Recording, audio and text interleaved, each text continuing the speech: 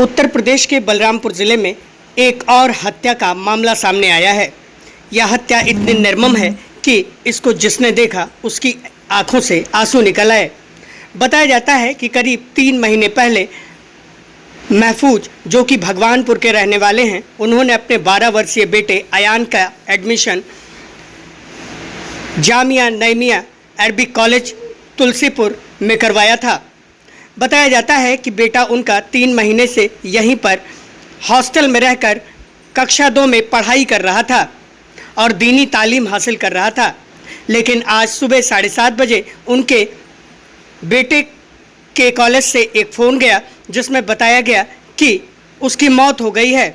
आनन फानन में पूरा परिवार जब यहाँ भागकर पहुँचा तो देखा कि उनके 12 वर्षीय बच्चे अयान की निर्मम हत्या कर दी गई है। बताया जाता है कि बलरामपुर जिले में 462 मान्यता प्राप्त मदरसे हैं, जबकि 25 मदरसे ऐसे हैं जो सरकार द्वारा वित्तीय सहायता प्राप्त हैं।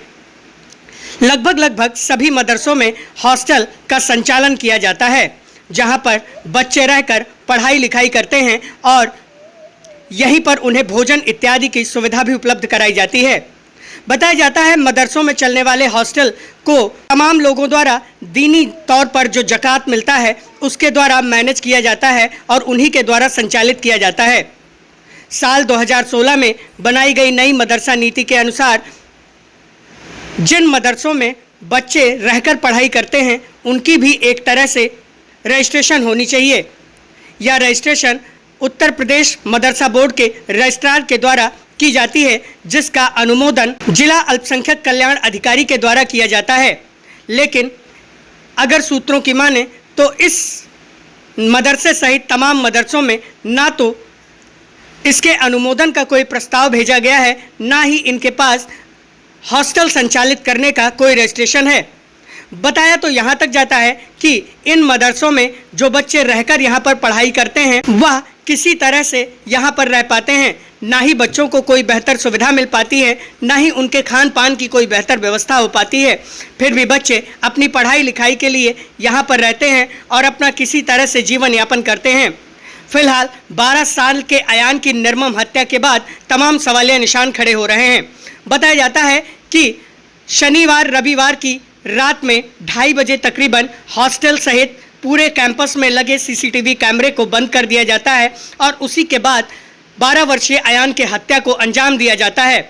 बताया तो यहाँ तक जाता है कि एक शिक्षक की यहाँ पर ड्यूटी लगी थी, वह रात 9 बजे के बाद वहाँ से चले गए।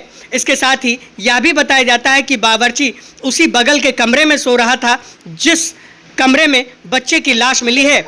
इसके साथ ही जानकारी तो यहाँ तक भी मिलती है कि जो बच्चा यहाँ पर मृतक पाया गया है, जिसका नाम अयान है, वह जिस कमरे में सो रहा था उसमें भी कई बच्चे सो रहे थे। अगर ये सारी बातें सही हैं तो किस तरह से मान लिया जाए कि उसी कमरे में बच्चे की हत्या को अंजाम दिया गया है। इसके साथ ही सवालिया निशान यहाँ पर भी खड़े होते हैं कि मदरसा बोर्ड ऐसे मदरसों को क्यों नहीं चिन्हित करता जहाँ पर बच्चे बोर्डिंग के हिसाब से रहते हैं और अपनी पढ़ाई लिखाई करते हैं।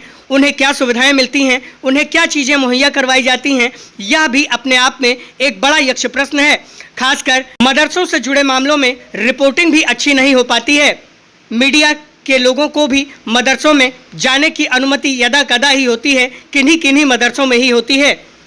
अब देखने वाली बात होगी कि यहाँ पर तैनात जिला अल्पसंख्यक कल्याण अधिकारी व वक्फ उपायुक्त किस तरह से पूरे मामले की जांच करते हैं और किन किन मदरसों पर कार्रवाई करते हैं। फिलहाल इन मदरसों में रहकर पढ़ने वाले बच्चों के लिए ना तो कोई सिक्योरिटी की सुविधा है, ना ही उनके बेहतर खान पान की, ना ही अन्य कोई सुविधाएं हैं। मैं इस समय जामिया नईमिया अरबिक कॉलेज में खड़ा हूं और यहाँ पर एक 12 वर्षीय बच्चे अयान की हत्या कर दी गई है, जो क्लास 2 में पढ़ता था। बताया जाता है कि इसी तरह से बलरामपुर ज़िले में तकरीबन 25 मदरसे संचालित हैं जिनकी वित्तीय सहायता प्राप्त है। उत्तर प्रदेश मदरसा बोर्ड द्वारा इन्हें वित्तीय सहायता प्रदान की जाती है और यहाँ पर पठन पाठन का कार्य और धर्मार्थ कार्य करवाया जाता है। लेकिन सबसे बड़ा सवाल ये है कि क्या इन मदरसों में जो बोर्डिंग स्कूल्स की तरह चलते हैं तो इनके हॉस्टल की भी मान्यता होती है। हमें कतिपय सूत्रों से ज्ञात हुआ है कि बलरामपुर जिले में चलने वाले 462 मदरसे जो कि मान्यता प्राप्त हैं, इसके साथ ही 25 मदरसे जो वित्तीय सहायता प्राप्त हैं, उनमें किसी तरह की बोर्डिंग की मान्यता नहीं है। बोर्डिंग की यदि मान्यता नहीं होगी तो जो है तमाम चीज़ें कैसे हो पाएंगी। बलरामपुर में इसी तरह से मदरसों में ये पहली घटना है कि जिसमें एक बच्चे की 12 वर्षीय जो है उसकी निर्मम तरीके से हत्या कर दी गई है और उसके पेट को गोदकर उसकी आंतें तक निकाल दी गई हैं। पुलिस यहाँ पर इन्वेस्टिगेशन कर रही है। डीएमओ यशवंत मौर्य भी यहाँ पर उपस्थित थे, लेकिन उन्होंने हमें कोई जानकारी नहीं दी। अब देखना होगा कि इस हत्या की घटना के बाद क्या मदरसा बोर्ड और जिला प्रशासन इस बात की भी जांच करवाएगा कि मदरसों में पढ़ने वाले जो स्थानीय रूप से रहकर यहाँ पर पढ़ते हैं, यानी कि बोर्डिंग की तरह पढ़ते हैं, उनके हॉस्टलों की मान्यता है अथवा नहीं। बलरामपुर से मैं योगेंद्र विश्वनाथ त्रिपाठी, द पूर्वांचल पोस्ट के लिए।